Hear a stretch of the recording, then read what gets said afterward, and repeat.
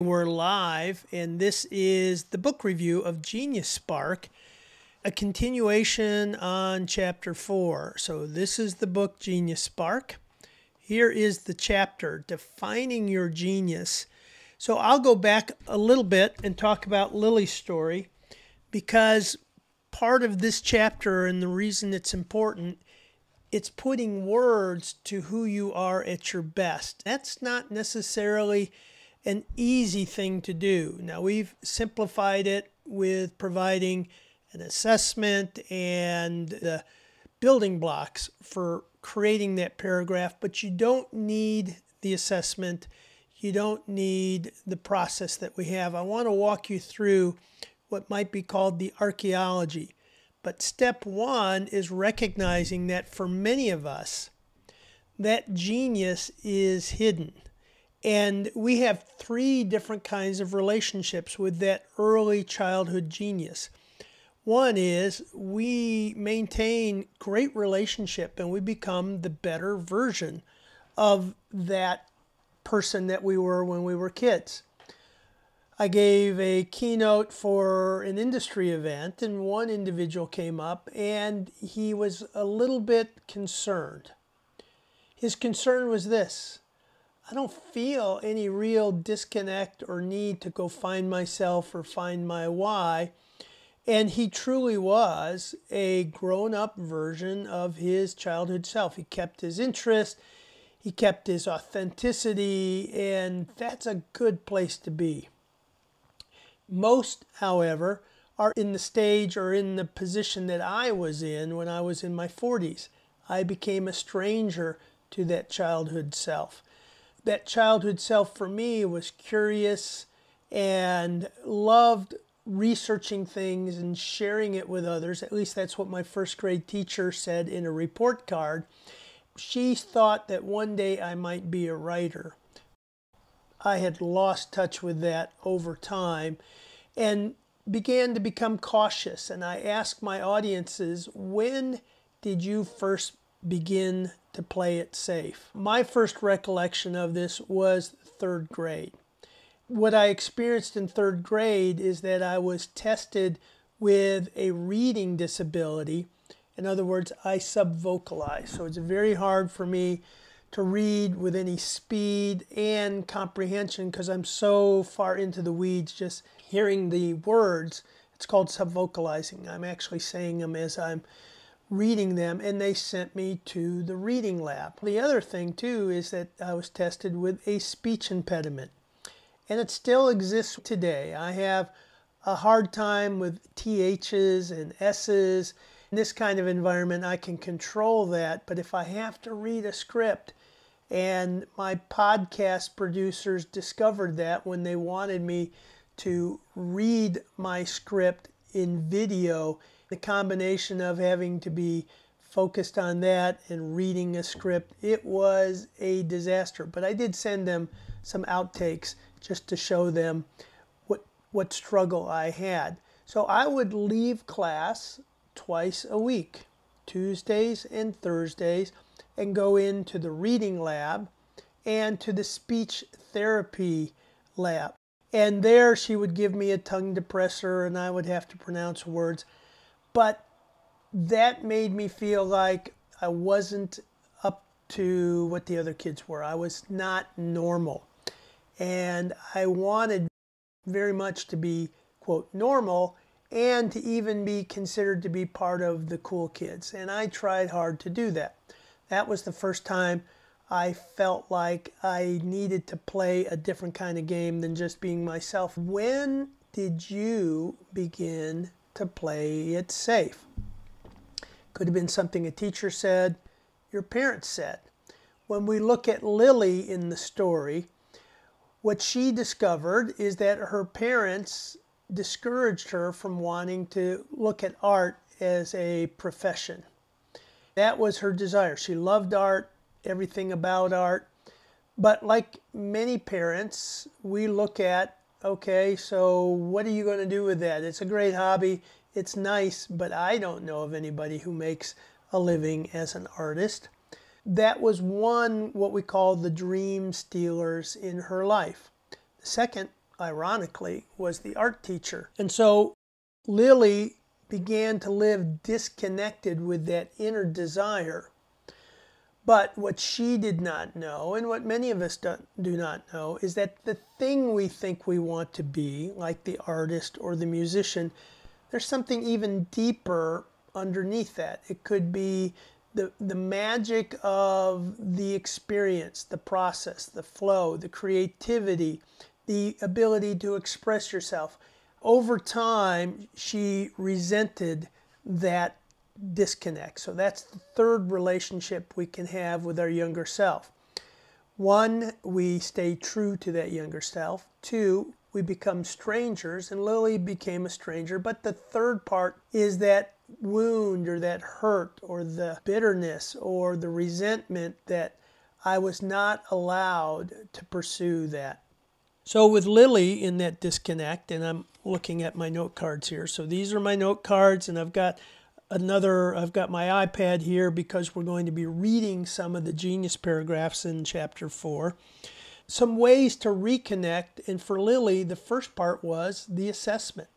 And she used the Clifton Strengths Assessment, but you can use others. You can use the Enneagram, Myers-Briggs, DISC, Colby, Herman Brain, whatever. But that begins to give you evidence of what you're naturally good at. And what I like to boil it down is what you enjoy most and what comes easiest to you. Another piece to the puzzle is once we had those results, we started connecting those strengths to her day-to-day experience. We began connecting the evidence, the data, with what the day in the life was like, a good day and a challenging day.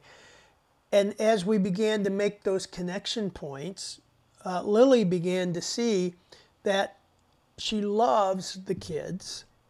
She loves the creativity of working with kids with special needs on the autism spectrum and really having to see their unique beauty and a passion to bring that beauty to life. And so we're starting to connect dots. A good day, a draining day, and then going into her story and showing that the story didn't end because she didn't become an artist. It just took a different shape, another kind of chapter. That's part of the process. I like to call it the archaeology of discovering, getting back to that original self, that early childhood genius.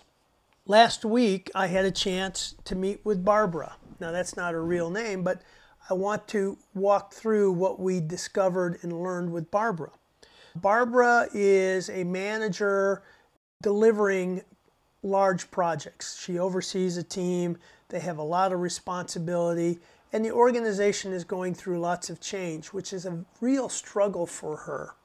When you see her strengths, the empathy, so the ability to put herself in someone else's shoes, feel what they're feeling, give expression to it.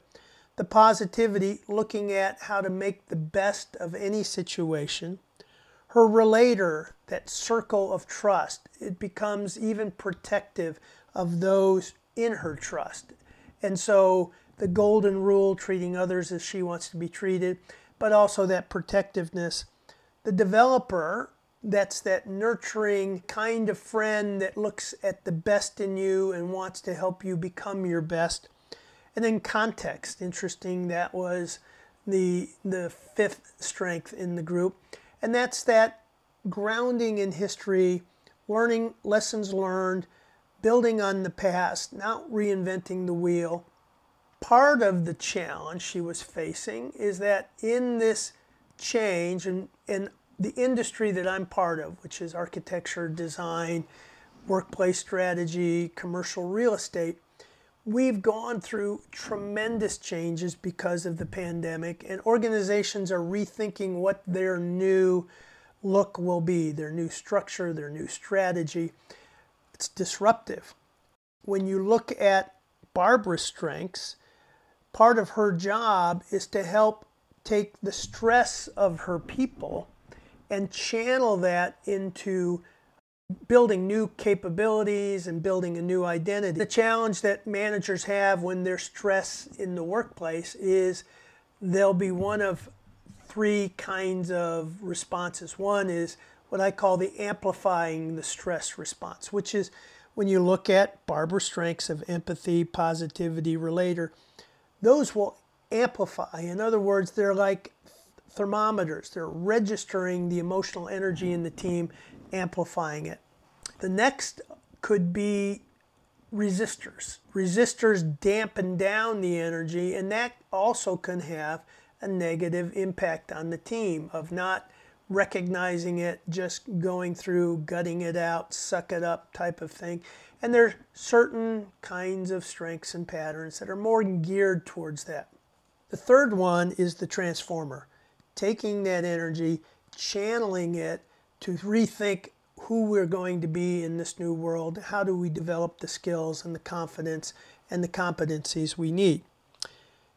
In this particular organization, she's acting as an amplifier, which is making the challenge more difficult for the organization. But when you look at her story, let's go back and look at Barbara's story. Her parents were alcoholics. Her mother died when she was 13. Her father eventually died of alcohol-related illnesses. See the childhood of chaos and struggle and the need to be hypervigilant and read how people are doing, that empathy, before it becomes manifested. Take bad situations and make the best of it, the positivity. To build a very tight circle of trust. Only a few people can be let into this circle of trust. That's the relator. And the developer trying to be a better person, hoping to change the situation by being better and better. And then context, looking for certainty, looking for grounding. As we're going through this, she's getting some revelations, some insights, some ahas as to why this transition is so difficult. Number one, the way she's wired, but number two, her personal story and connecting these dots. I don't know if she wants to sign up and recognize what kinds of changes she's going to need to go through or what kind of help she needs. But for the first time, she was starting to connect the dots so she doesn't feel like I'm just not performing well and don't know why, and people are getting mad, but I'm taking care of my people. That's the story she's telling herself. I'm the victim. I'm taking care of my people. My people can't handle the change. I'm just reflecting that. That's the story. But now, how do we help her navigate into how to use these strengths to understand where her people are and help them transition, not feel victims to the disruption and the change, but actually become a better version of themselves. So that's part of the challenge, part of the story. We all have backstories. And in most cases, those backstories have a negative tone to them. The importance of coming up with a paragraph, going through the assessments or life encounters where you were at your best in those crossroads and this, all these experiences, and distilling it down into some kind of descriptive narrative. That's the beginning of turning your internal story, externalizing it, moving from victim to having agency, because you're the crafter of your own story of who you are at your best, what does it look like in the moments that you are at your best. Ask yourself, how much time do you spend unhappy with the way things are right now? There's a researcher and a psychologist, her name is Cy Wakeman, and what they found in their research is that employees on average spend 2.5 hours a day involved in drama.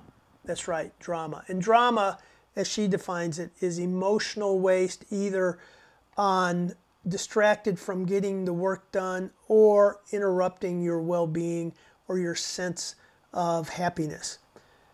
Understand, it's hard to perform when your mind is taken up with, I'm being challenged, I'm a victim, I don't like this person didn't treat me right. Your paragraph is the beginning of giving you control or agency over that internal narrative by externalizing it again and then re-internalizing it. In other words, reprogramming your brain. It's very similar to what cognitive behavior therapy does to help people when they're stuck in situations or things aren't going well. A cognitive behavior therapist will help that person manifest what's the story you're telling yourself when you experience that with your spouse or your teenager or your boss or your team. What story are you beginning to weave in your head? And what's a better story or a more effective story? The universal more effective story is, how do I become a better version of who I am at my best, my natural self? And again, that's what we're trying to do. We want you to regain that negative territory and recapture it with a more positive version of who you are at your best. And how do you reframe that? So now this gets us into putting together the system. If you take the Clifton Strengths, which is the assessment we use the most, and if you use DISC or Myers-Briggs, they all have a way of breaking the insight into 4 zones. And I will go through the 4 zones within our system. One of the zones of the 34 strengths, some of them will fall into what we call the relating zone. We call these zones energy fields and languages because when you're activating those strengths, they're triggering certain hormones. Dopamine, endorphins when you get into that deep absorbed workflow or concentration. Serotonin when you're feeling a relational rhythm with somebody, psychological safety, connection. And then oxytocin, think of oxytocin as a flow state in relationships, intimacy. To better understand these, we've broken them into these zones. So the relating zone, when you break it down, the language are the instincts around non-verbal elements that make relationships work. That's why Barbara was so in tune to the emotional vibrations of her team, the empathy, the relator, the positivity, the developer. We're all feeling the opposite, the drain of those particular strengths on her team, and then she was absorbing them and then amplifying them. There's a magic side to each of these and a survival side. The magic side is when you pick up on someone's traits, their emotional states, and each of the different strengths in the relating zone is a different, what you might call a dialect in there. Relating picks up on genuineness or not. Responsibility picks up on work ethic and character or not. Empathy, again, picks up on your emotional state, positive, negative. Includer picks up on whether you're on the margins and need to be brought in, or whether you're part of the main circle. All of those, and there's some other relating strengths as well. That's the nature of what they are. And when you have them, they're second nature, they're instinctive. The survival side is when you pick up on negative vibe and then you begin to go into this state of fight, flight, or perform. The cortisol activates you, and it can be either what's called eustress, that's EU, the Greek prefix for well, good stress, and then distress, that's the opposite side. So once we understand what zone they're in, what the nature of the zone is, how the dialects work, where the energy comes from, that gives us one very important piece to understanding how we operate. Relating, we acknowledge with blue. All the relating strengths have blue. The motivating strengths are red, and this is more like an emotional thermostat. They pick up on the nonverbal cues, whether someone is engaged or disengaged, ready or not ready, confident or not confident, stuck. And so the way these motivating strengths work is that then they bring their energy outward to help someone elevate their performance. Maximizers, sense of excellence, competition, what winning looks like, command, direct, like drill sergeant. Positivity can be either in the relating or the motivating strength, so I won't go into that. But when it's more of a motivating strength, the positivity is encouraging and helping uplift somebody. That's an example of that zone. Both relating and motivating are activated, engaged with people. The relating are more interpersonal, and the motivating are more social.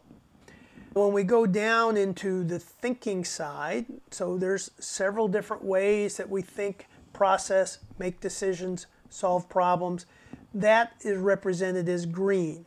That's an internal activator. It's not activated by people, it's activated internally.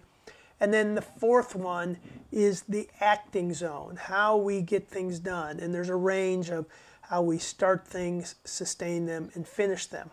That gives you a little range of these patterns. And as you begin developing your descriptions, if you're not using our system, which is fine, what you start doing is when you take the traits from your story or from your other assessments and you're pulling out, these are the ones that I resonate with the most. Now you want to start placing them in the zones and in the patterns and see where you have dominance. The red and orange combination, in other words, motivating and action, if there's more motivating and action oriented, you've got lots of momentum forward. That's like the type A, the get it done, the drive, the blow through obstacles type of thing.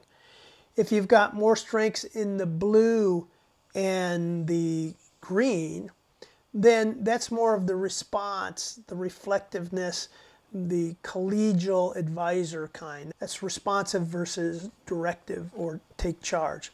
There's 15 different kinds of patterns. So if you take 5 strengths, put them in 4 zones, that's 15.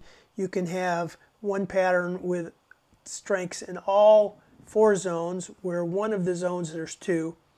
I've got mine in the relating, the thinking, and the acting, and 3 in the thinking. When you start looking at my dominance is thinking, now you begin to understand a little bit more where I'm fluid, what I like to do, where I recharge, get re-energized, and where I get drained.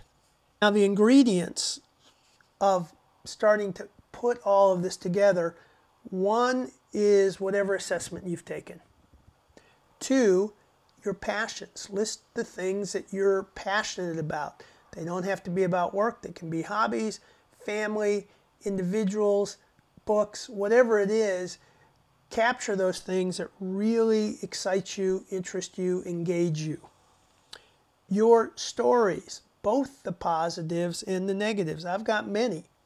My 8th grade teacher that I opened the book with, Mr. Rubidoux.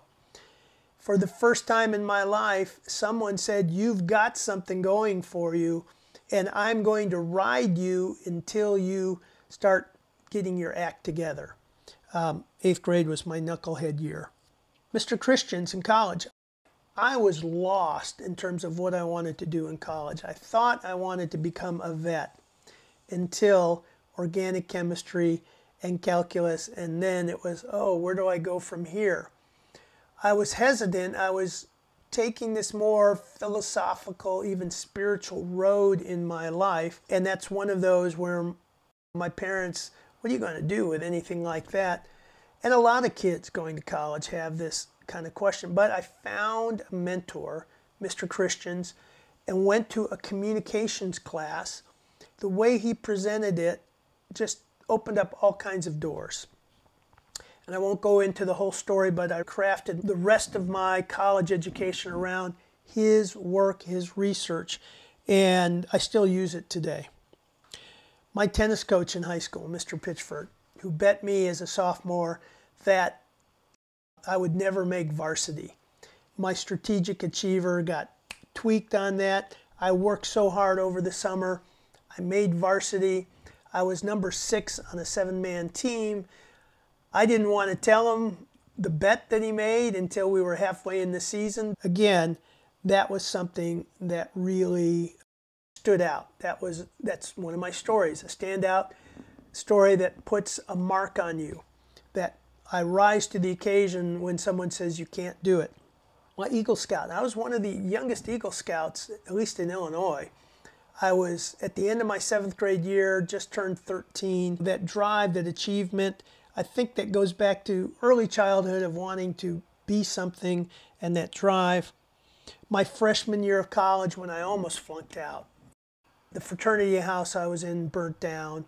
I'd gained 50 pounds because I injured my knee. I was no longer eligible to go out for the tennis team. It was a disaster year for me, but that was life-shaping.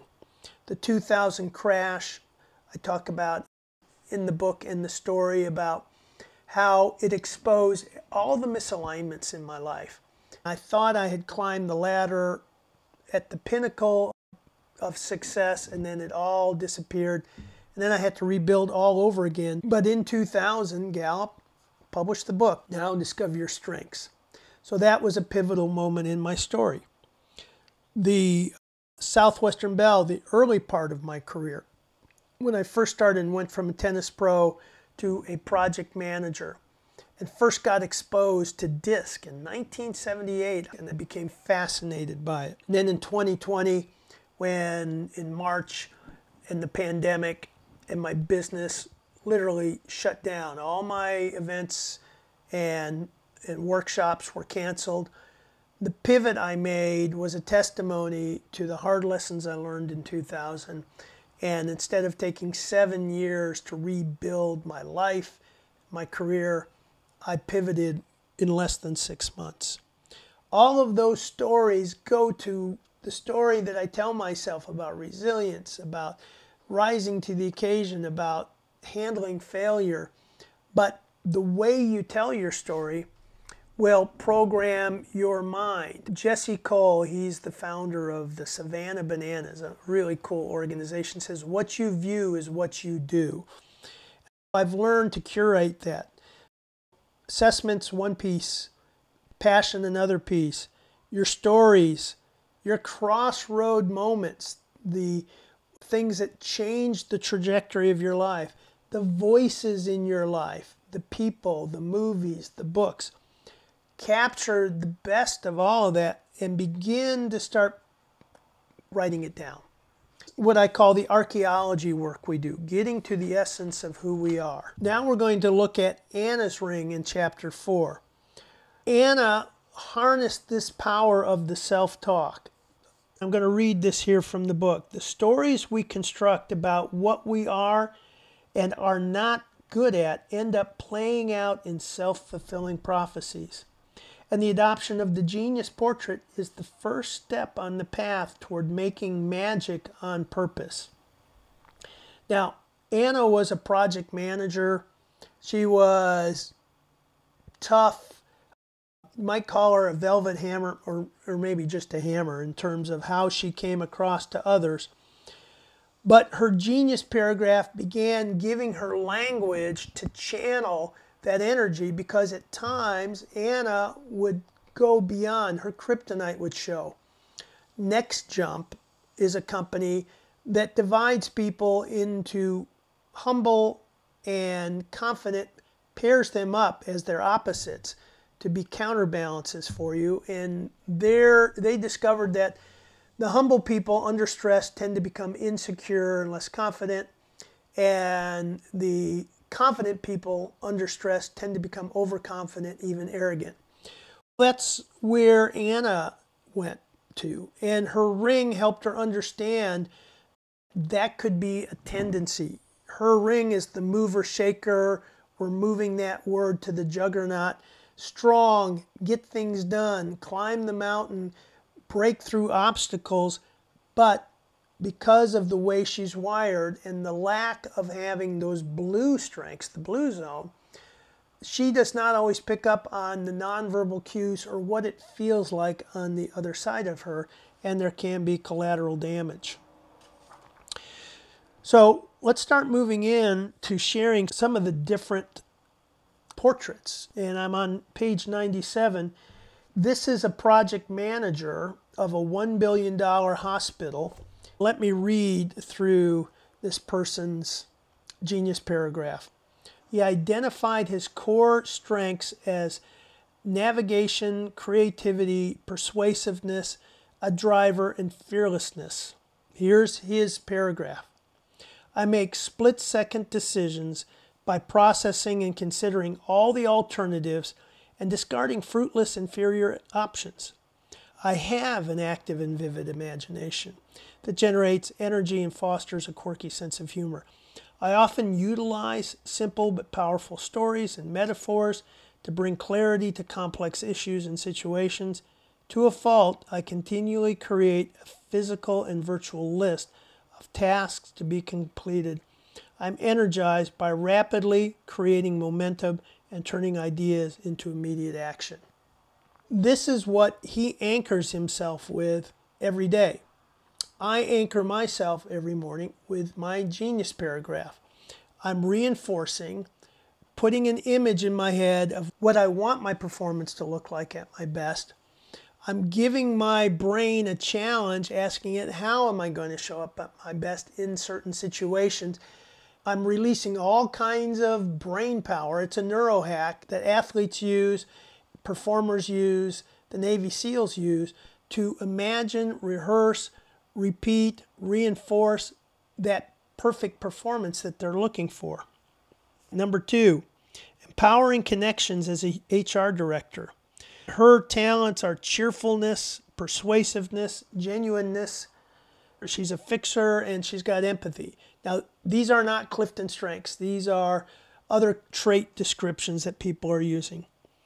I move people into a better space, place, and mind by appreciating who they are and what they do. Words are my currency for building bridges and strengthening relationships. I have a fine-tuned sense if someone is genuine or not. Therefore, I will keep people at bay until they reach my threshold of trust. I love to be part of the solution because it brings things back to life.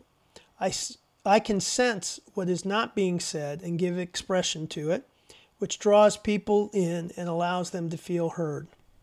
You're beginning to feel and get a sense of how these fit together. As you begin to reinforce these, and you begin to experience what they feel like, so looking at the ladder that we've built, the first step is you'll get these results or you'll get these stories and it'll be, you'll just connect with them. That's the aha or discovery point. The next piece is that you will begin to understand, what does it mean? What is the definition of achiever? Or in this other system, the persuasiveness. What does it really mean? And what does it mean to me? The third level, where it moves from insight into the beginning of transformation, is when we start connecting, how does it feel? What's that feeling like? What's that highlight, that engagement like? In my protocols in the morning, I read my paragraph. That's my performance criteria. I imagine the day. That's my rehearsing it. At the end of the day, I will pick those moments that felt great. What were those highlight moments?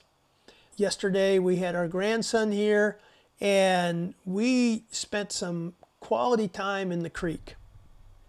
And that fed my relator strength. So in the evening, I picked those satisfying moments, those encouraging moments, those fun moments, those moments where I got affirmation from others. And I'll just cherry pick a few and then connect it back to my paragraph, even some of my story.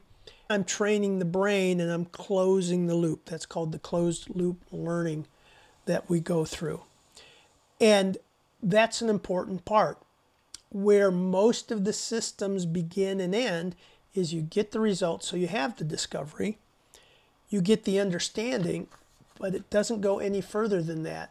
Because it doesn't go further, it doesn't start what Bill Latham calls the learning flywheel. When you experience satisfaction on something that you're learning, then naturally you want to repeat it and repeat it. Just watch a toddler go through something and they get that aha and discovery, how oftentimes they repeat it and repeat it. That's the dopamine part of the brain, the reward system that we want to encourage. So just reading this is good because you build self-awareness. But reading, rehearsing, that's mental simulation. Some people like to use the word visualize, but do it within the context of what you're doing through the day. Like I'm going to do this LinkedIn Live, and I asked, okay, what does it look like to be at my best after I read my paragraph for this LinkedIn Live? I don't have to do anything more because the brain will work on it on its own. Tonight, I'm going to look at some of these highlight moments and think about, okay, where did it connect with what I've written down? And sometimes I will see something new. And this is an important thing to remember. Your paragraph is not a one and done exercise. It's a living document. And as you gain new insight, as you experience new energy, then you'll go back and rewrite it. I have several different paragraphs, and I will tweak it weekly, find new things, new ways to say it better, new ways to keep it fresh in my brain, because I'm reprogramming. The world is designed to destroy and take all that away from you, to tell you that you're not what you think you are, that your dreams are not worth spending time on, that you can't succeed. The reinforcement is everywhere. And it's not just the overt messages that we get, it's the covert messages of just unresponsiveness or underselling yourself or taking it for granted. One of the practices that I've put into place and that I encourage everybody and every organization is to acknowledge the magic. So one of the definitions we have for genius is that what comes natural to me but looks like magic to you, that's part of my genius. But I'll take it for granted because it is natural. I'll undersell it because, oh, I'm not all that great. It's nothing special. And until others recognize it and make it special, whether it's a child, a grandchild, a spouse, an employee, or someone serving you at Starbucks.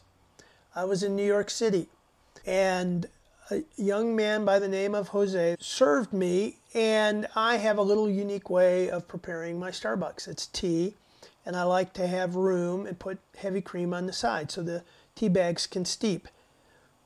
A lot of people don't get that right. They'll either put the cream in immediately or they won't leave enough room to put it in. Jose was very meticulous and enthused about being able to do something out of the ordinary for me. And I asked him, I said, Jose, you seem to be having fun doing this. Why are you having fun? Oh, I don't make this kind of drink very often, and I like to make my customers feel happy. I said, you know something? That's a gift. I'm not wired that way. It's made my day to watch you work. And that made his day. It doesn't take much. It's easy to do. The first place we have to start is recognizing your own amazement. You have to believe that the way you were wired is special. You have to believe that you were a genius at one time, and all we're doing is going back and recapturing it. You have to believe that. You have to believe in your uniqueness, your authenticity, your originality first in the process of regaining it. And when somebody recognizes it in you, embrace it. Say thank you. The way you can begin to help strengthen yourself is to begin recognizing it in others. At the post office or wherever you're going, begin. It's a simple thing to do. And as you do it, there's a rule of reciprocity. You'll begin to experience it yourself. Dr. Ahmed Sood with the Mayo Clinic reinforces that when we have undirected thoughts, 80% of the time they go to the negative. Some feel that's part of our survival, fight or flight The saber-toothed tiger was always out there somewhere, so I had to be vigilant, cautious, not be overconfident. But we don't live in that era now. We still carry that with us. And so the genius paragraph is another way of reinforcing and repeating it. Many of the ancient traditions have certain kinds of reinforced prayers or mantras that they say several times throughout the day. Many, at least 3 times during the day. Why? It's regrounding, and it's going back to recognizing that the world is designed to take us off course, and we have to do course correction. I practice these kinds of things, and I do repeat throughout the day, especially when I've had something that's really fun. I'll go back and just say, man, that's just like me. I nailed it. Or that didn't go the way I thought, and here's me at my best. Let me just go back and review me at my best. So the genius paragraph is step 1 in beginning to reprogram that brain, the way athletes do, the way cognitive behavioral therapists do, and what we consistently tell ourselves we actually become. We know that. We've heard that. There's multiple different success motivation people, from Dale Carnegie to Jim Rohn to the Bible, that all tell us that what we repeat, what we tell ourselves, we become. The other part of this is that we've got to be in it for the long haul. It's not a one or done. It's the little engine that could. I get 1% better today, 1% better tomorrow. Darren Hardy has a book called The Compounding Principle, and it's all about these little investments consistently over time create this compound effect. The effect is confidence, your instincts get better, you function more in real time instead of delayed time where you felt something and you wrote it off, and then you look back and said, oh, I knew that was off, or I knew that was an opportunity for me, but I didn't take it. That's where it'll begin showing up, and that's where it'll make the difference for you. In the chapter, we talk a little bit about flow states. Let's talk about what a flow state is. Mihai Csikszentmihalyi, who's one of the co-founders of the movement called positive psychology in 1999, he's from the University of Chicago. And his work looked at athletes and musicians when they get into this marvelous state of seamless, fluid performance, almost like perfection. And there's a little bit of a state that when the challenge is a little bit more, and he says 4% more, and there's a goal involved, and there's novelty of interest, then that brain gets very focused and then can get into this fluid state called flow. And it takes 15 or so minutes to get into that state. I try to get into that state once a day, and it's usually in the morning because I block off the time there.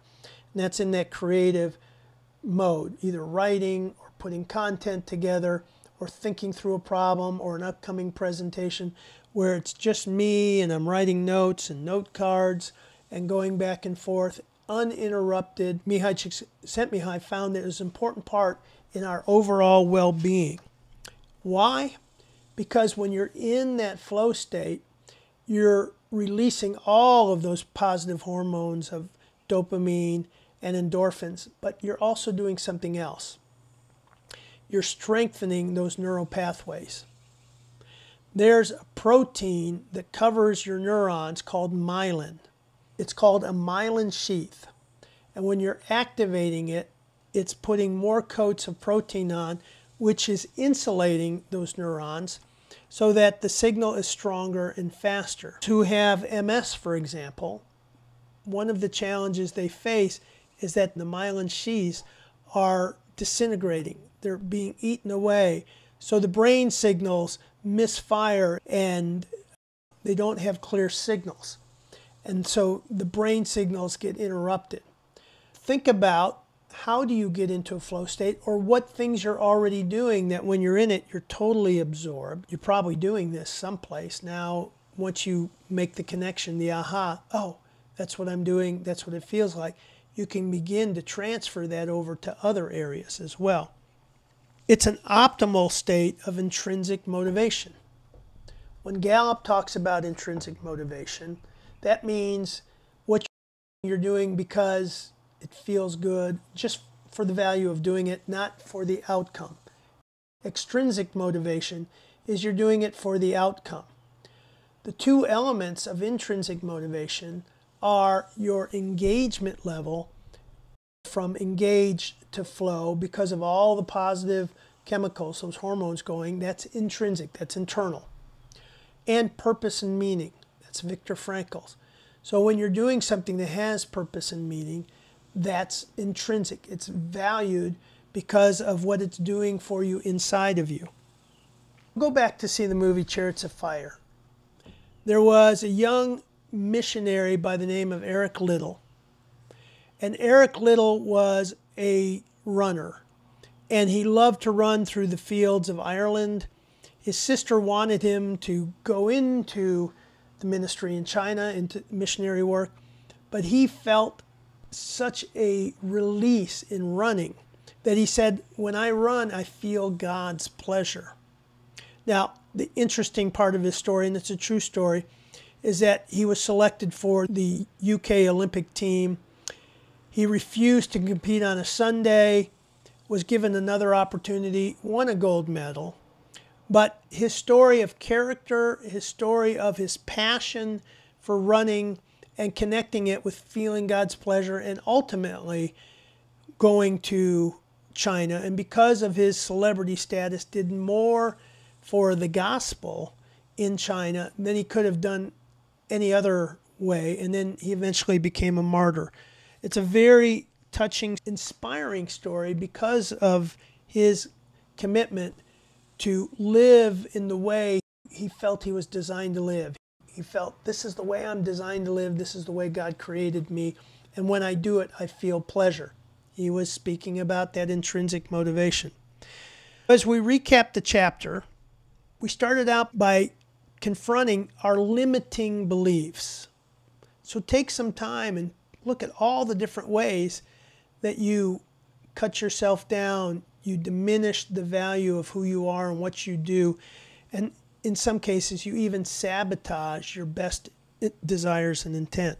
Then we went through the whole process of creating this vivid portrait. You don't need to learn about all the different strengths or the other elements of the other assessments. There's three essentials. Finding what you look like at your best. Finding out how and describing how you get in your way. And then learning how to appreciate the differences in others and bridging those differences. Those are the three things. That's all you need. The power of words. We have all these words we speak into our heads, these silent words, but let's get the positive words on paper and chronicle, externalize it so that we can use them to reprogram our brains. We want to put that original self, go back and do the archaeology work and the stories, and get a short paragraph of what we look like at our best and use this portrait as a tool. I recommend twice a day. We call it bookends days. Early in the morning when you reinforce, rehearse, and then the end of the day when you reflect on it. Now, if you have your 5 strengths and you send them to us, we'll send you an image of your 5 strengths, give you access to the app, and then send you something called Bookend Days, and it's training you how to do that. We've got to recognize and appreciate both the positive and the negative impacts on self-talk, and that most of our self-talk is negative. This is simply habit. When we begin to learn how to retrain those habits, like the morning, evening protocols, and going back and reinforcing when we experience something and we put ourselves down. This is swapping one habit of negative self-talk for a new habit of reinforcing who we are at our best. As you're doing that, crafting your portraits and this image of who you are in your best, and as you're putting it into action, please send us your paragraphs. Please let us give you input and help you develop this so that it's powerful, it's compelling, and it guides you into becoming that better version of yourself. The last thing I want to remind you is what's easy and natural to you but looks like magic to others. That's your genius. Reinforce it in yourself. Pick it out in others. Reinforce it in them. And I want you to have a great day. Take care.